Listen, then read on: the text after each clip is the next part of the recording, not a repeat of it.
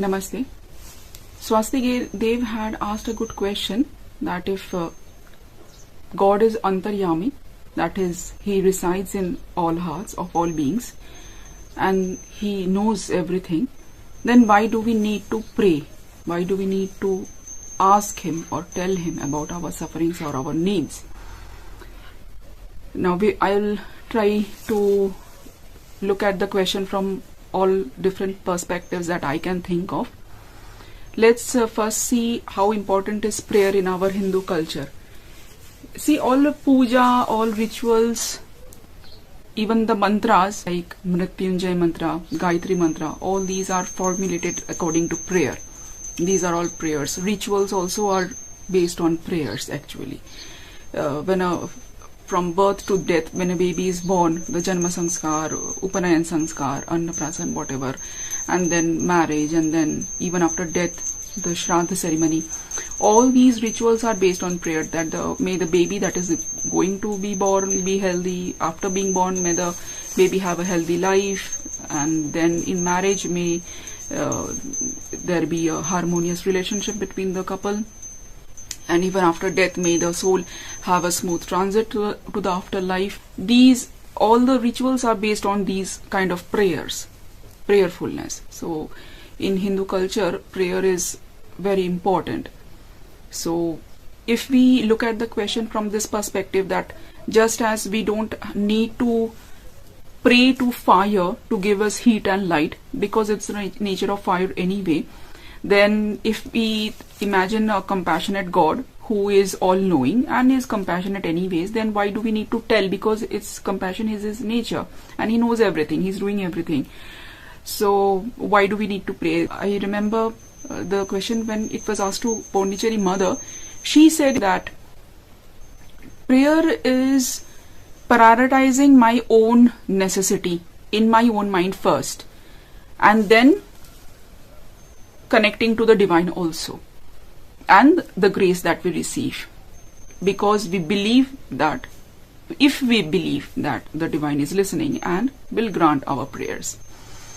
So there are this many factors. The first thing is, among the hundreds and thousands of things that goes on in our minds, especially in the minds of common people, of all the necessities of life that they have, prayer is prioritizing their most important needs first. So when they are praying, they will ask for the most important thing. That is, so they can themselves, they get clarified about what are the most important things that they need at that point of time. And then when we are praying to the divine, we are connecting to the divine. And then the belief and the faith, if the person has that much of belief and faith that the prayer will be listened to and granted, then, and according to, of course, karmic situations, then whatever is necessary will be done accordingly by the divine. Now there's another thing.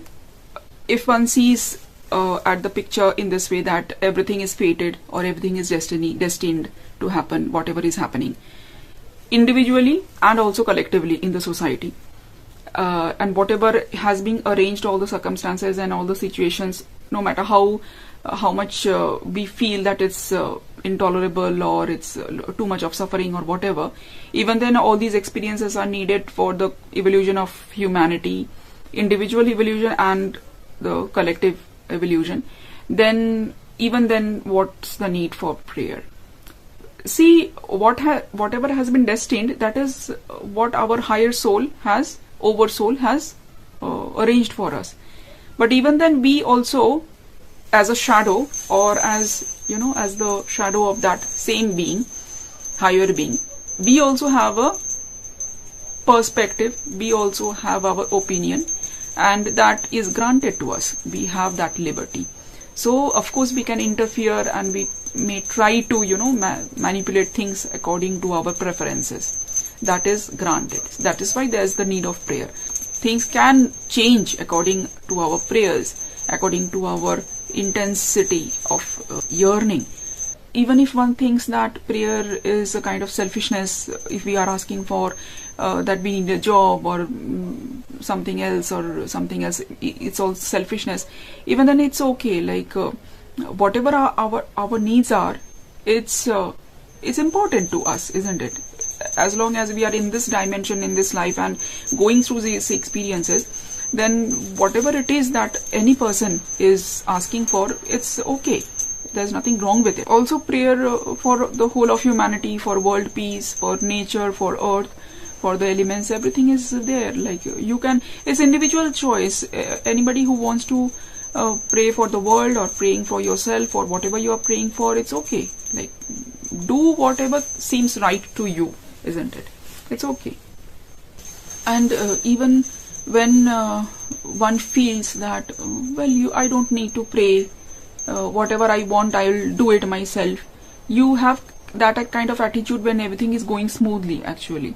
If you are going through some, earthquake, some devastation, some flood, fire, or some other devastating, incident in the family, somebody is hospitalized, almost in his deathbed, and something like that shakes you up in life. And prayer, then, it just bursts out from within you.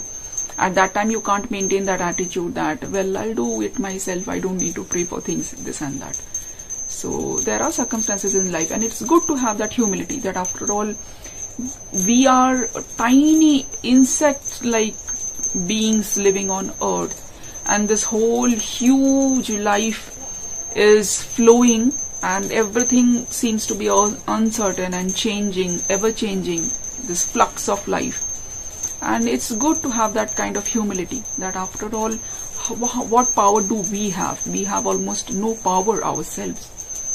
So, and the bhav, the attitude of surrender comes. The more prayerful one is, the more humility and attitude of surrender, sharanagati, comes within the sadhaka.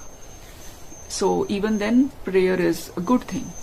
Of course, lastly, there is a state beyond prayer, where the sadhaka realizes, there are so many different realizations. One can see that it's all maya, one can see that it's all unified consciousness, it's just one, or one can see that it's all karmic and fated, and everything is being taken care of and arranged by the, overseeing, this supervising force of all individuals and the collective humanity. And one feels no need to pray anymore. And also there is this one state where, when the individual sadhak merges with the higher consciousness, like Neem Karoli Baba, when somebody is just expressing their suffering to him, he doesn't need to pray to another god somewhere else. He can grant it. He can interfere and do it himself if he feels that the divine wills him to interfere. If he feels that there shouldn't be any interference, then he wouldn't do it. So Neem Karoli Baba or Sai Baba, even Thakur and Vivekananda ji and Mother Sada Devi, or Pondicherry, Aurobindo and Mother, they have all interfered in the individual karmic circumstances of people's lives. But they will do as much as they feel that the divine wills them to do, and nothing more than that. So all the world wars that are happening, or the huge calamities that are happening, if it's needed for the evolution of human consciousness on earth, then it will happen. Nobody is going to interfere in that. No saint, no matter how much powerful they are, they won't interfere in that. Because it's needed, then it's needed. So, so these are the states where they don't feel the need to pray to any other external force, because they themselves have reached that state. Before reaching that state, I feel, at least this is my personal opinion, that we should have a prayerful attitude always. That keeps our humility.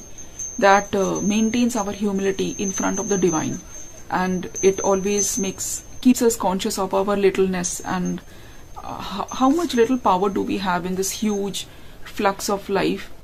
That's it. Namaste.